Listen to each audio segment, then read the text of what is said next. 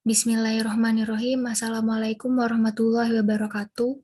Nama saya Kori Aina Hadi, NIM 17660108, akan mempresentasikan laporan seminar hasil saya yang berjudul Redesign Ekowisata Mangrove Wanasari di Kota Denpasar dengan pendekatan arsitektur bioklimatik. Berangkat dari studi awal, Bali adalah salah satu provinsi di Indonesia yang memiliki banyak macam pariwisata, baik wisata alam ataupun yang lainnya. Salah satu objek wisata yang menjadi tujuan utama bagi para wisatawan adalah ekowisata mangrove Wanasari. Ekowisata ini terletak di Kota Denpasar dan memiliki keindahan alam pesisir pantai yang unik karena berada di tengah kota. Ekowisata mangrove Wanasari ini juga mendukung ilmu pengetahuan, pelestarian alam, dan konservasi. Melihat potensi tersebut, diharapkan ke depannya ekowisata ini menjadi salah satu wisata yang mempesona dan memiliki potensi untuk dikembangkan lebih lanjut agar menjadi tujuan wisata yang lebih dikenal baik pada skala internasional. Pada saat ini mulai ada pergeseran atau pencampuran budaya ke arah modernisme.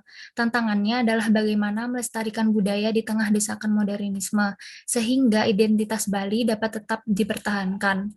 Untuk melestarikan dan mengembangkan kebudayaan Bali, maka diperlukan fasilitas pengembangan seni dan budaya. Arsitektur Bali merupakan produk dari kebudayaan Bali yang berakar pada filosofi dan konsepsi hidup masyarakat Bali.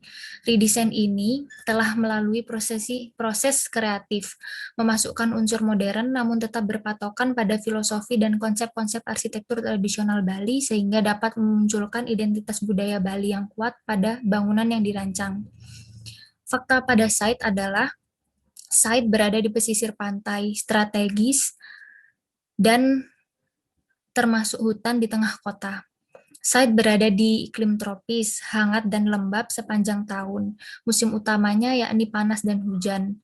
Bangunan pada site sudah tidak layak pakai dan merupakan kawasan ekowisata yang mendukung ilmu pengetahuan, pelestarian alam, dan konservasi.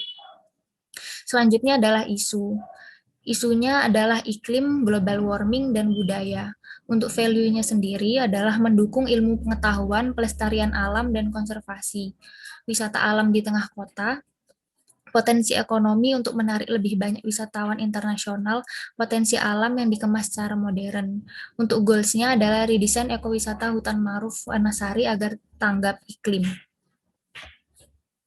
Selanjutnya adalah peta dari ekowisata mangrove Wanasari.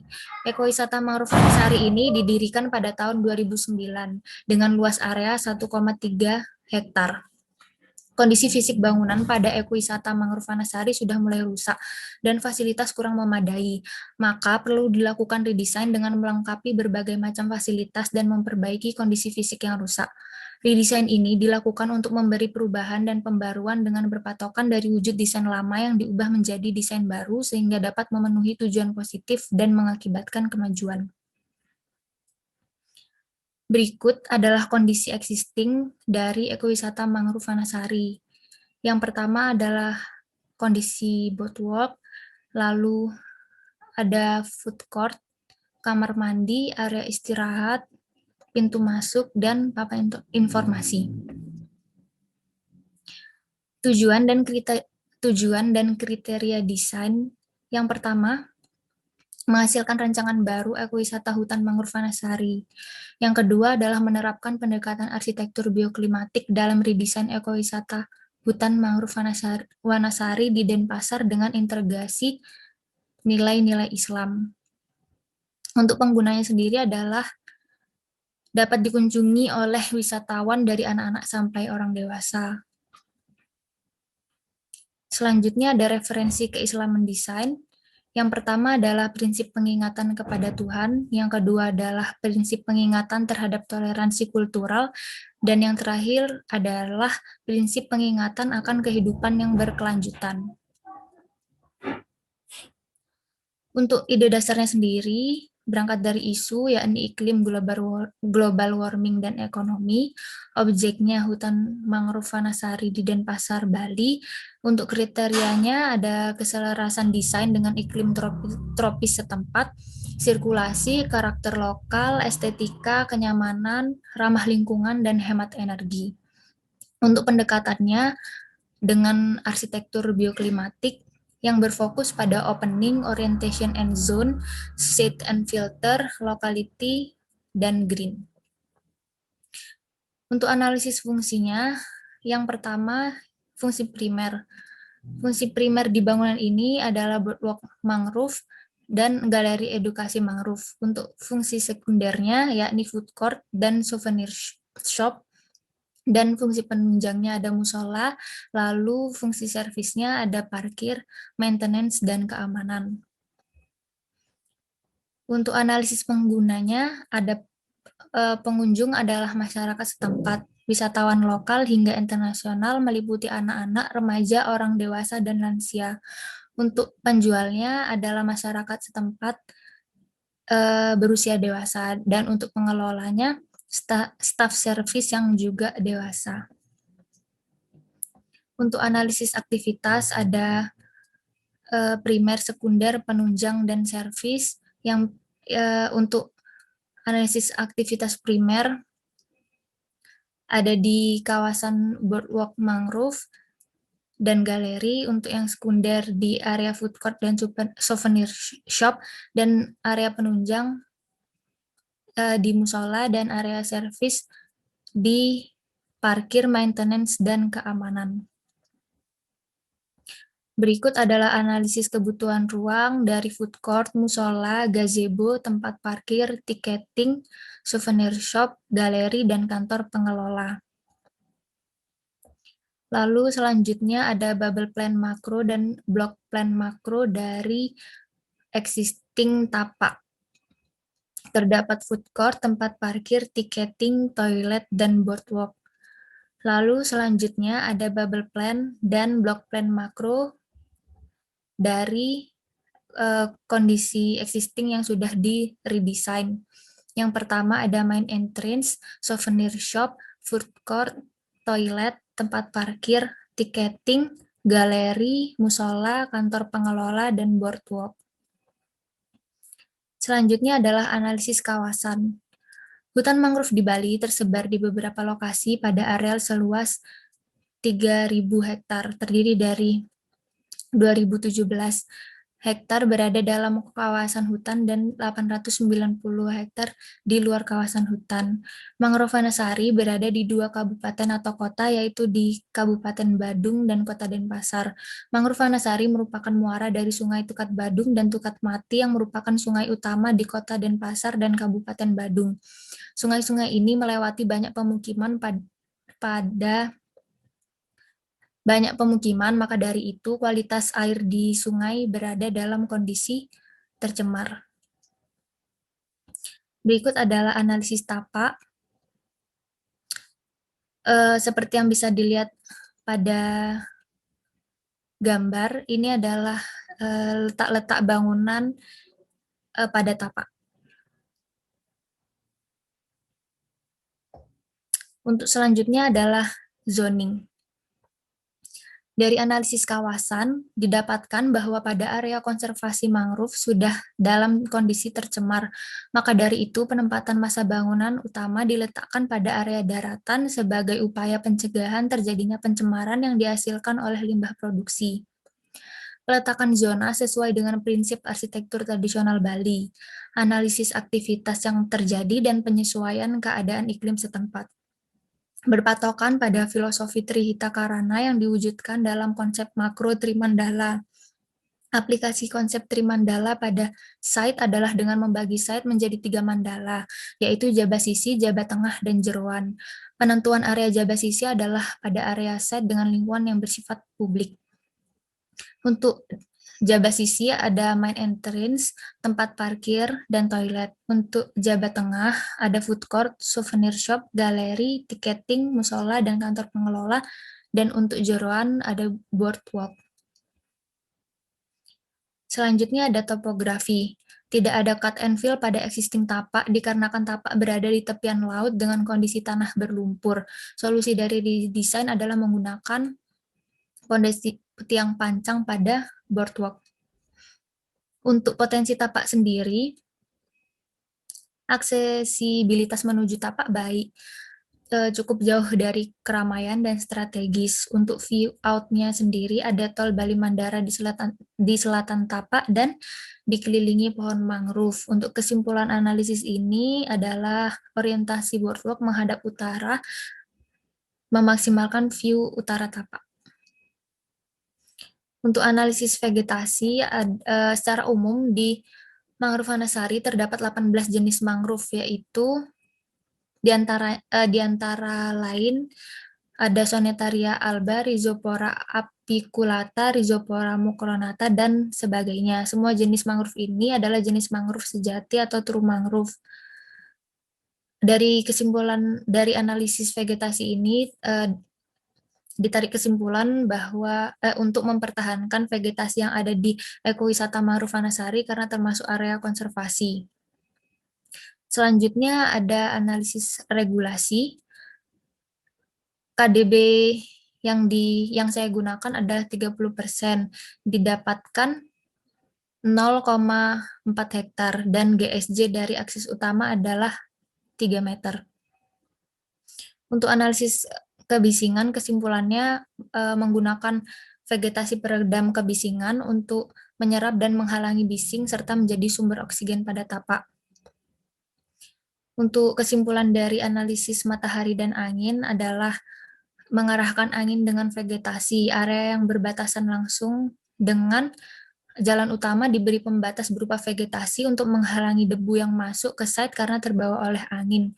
Lalu memberi vegetasi peneduh sebagai filter matahari sore yang kurang baik, dan bentuk atap variasi miring datar. Lalu memberi vegetasi pengatap dan sun shading dan vegetasi peneduh. Untuk analisis bentuknya, untuk bentuk dasarnya berangkat dari pembagian zoning Trimandala, penataan sesuai zoning yang didapatkan dari analisis, yakni membaginya menjadi 3 bagian sesuai dengan prinsip Trimandala. Lalu, pemotongan pada masa untuk merespon keadaan iklim kawasan tropis sehingga gubahan mempertimbangkan curah hujan, cahaya matahari, dan angin. Lalu, penerapan konsep natah memungkinkan adanya ruang kosong atau ruang publik pada tengah-tengah site, dan masa bangunan ditempatkan di sekeliling natah. Masa bangunan diorientasikan ke tengah sehingga terbentuk ruang intim dengan jarak yang tidak menekan dan seolah menghasilkan interaksi antar bangunan.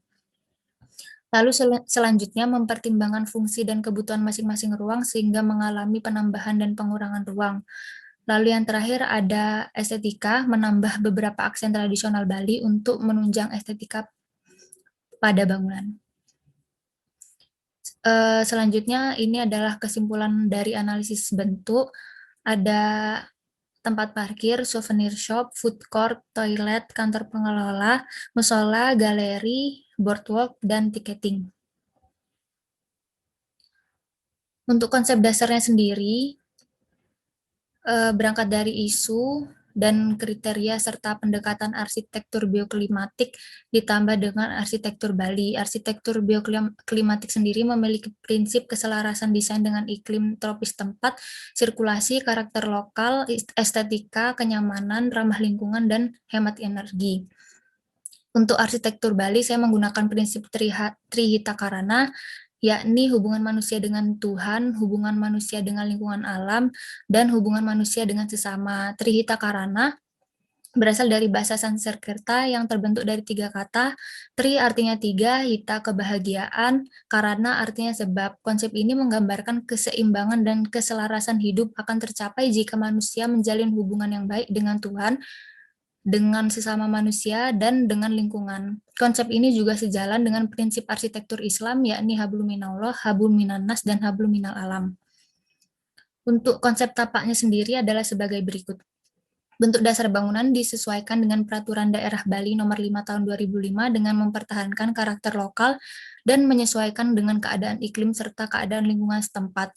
Beberapa bangunan penunjang kawasan dirancang menyesuaikan bentuk dengan bangunan utama pada kawasan rancangan. Untuk konsep bentuknya sendiri, bangunan souvenir shop dan food court berada di luar tapak. Berada di utara tapak. Bangunan ini sama-sama menghadap ke arah selatan dan memiliki double fasad berupa kisi-kisi yang terbuat dari kayu yang berbentuk ukiran Bali. Kisi-kisi ini berfungsi sebagai penghalang cahaya matahari berlebihan sehingga suhu dalam ruangan tetap nyaman. Selanjutnya, ada galeri dan musola, konsep tampilan bangunan yang memperlihatkan secara jelas batas-batas elemen kepala, badan, dan kaki bangunan. Konsep ini terlihat pada semua bangunan yang dirancang. Pada galeri menerapkan pendekatan bioklimatik, yakni memiliki bukaan yang diberi secondary skin berupa kisi-kisi dengan material kayu dan menggunakan solar cell pada atapnya. Sebagai bangunan penunjang pada tapak, musola diletakkan dengan mempertimbangkan beberapa aspek seperti privasi dan kenyamanan pengguna. Maka dari itu, pada fasad musola terdapat roster yang dapat menghalangi angin, cahaya matahari, serta kebisingan yang berlebihan sekaligus sebagai unsur estetika pada bangunan. Bangunan ini berada di bagian timur tapak menghadap ke arah kiblat dan menghadap area taman.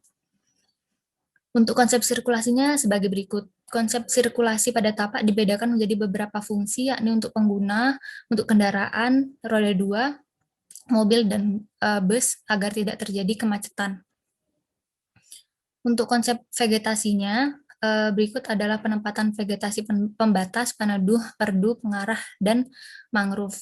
Dengan menggunakan pendekatan bioklimatik pada redesign, vegetasi adalah aspek yang penting karena mampu menjadi sumber oksigen pada tapak yang membantu menjaga suhu dan kenyamanan pada tapak. Untuk konsep ruangnya sendiri, pada parkir, dimaksimalkan dengan membagi antara parkir roda 2, roda 4, dan bis. Untuk musola dibagi menjadi beberapa area, yakni area ibadah dan bersuci untuk menjaga kenyamanan pengguna, serta di area ibadah memaksimalkan bukaan untuk menambah pencahayaan alami. Di area food court pada kawasan, sebagai bangunan penunjang yang menggunakan secondary skin untuk mengurangi cahaya matahari yang berlebihan. Lalu gazebo berada di beberapa titik dalam tapak untuk tempat pengunjung dapat beristirahat. Selanjutnya, ada galeri dan taman. Pada galeri, karakter ruang pameran dirancang dengan sirkulasi linear, sehingga semua karya seni akan dapat dilihat sesuai dengan urutannya. Selanjutnya adalah taman. Untuk kebutuhan rekreasi, bagian natah dirancang untuk mengakomodasi kegiatan outdoor pengguna dengan elemen hijau cukup banyak dan teduh. Selanjutnya ada konsep utilitas, air bersih. Sumber air bersih utama berasal dari PDAM dan sumur dekat pemukiman warga. Lalu sumber listrik utama berasal dari PLN dan didukung dengan generator bahan bakar solar dan panel surya sebagai sumber listrik cadangan. Untuk limbah dialirkan menggunakan 3 pompa konsentri septik yang bekerja menguraikan limbah padat melalui septic tank. Pengelompokan sampah juga berdasarkan jenisnya pada penyediaan tempat sampah di dalam kawasan dan tersebar juga alat pemadam kebakaran portable dengan jenis foam extinguisher. Selanjutnya ada konsep struktur. Untuk struktur atas, material genteng menggunakan genteng bitumen yang kuat, lentur, dan tahan api. Untuk struktur tengahnya menggunakan kolom beton bertulang dan dinding menggunakan dinding bata. Untuk struktur bawah menggunakan pondasi footplate. Dan berikut adalah daftar pustaka sebagai sumber dari laporan saya. Kurang lebih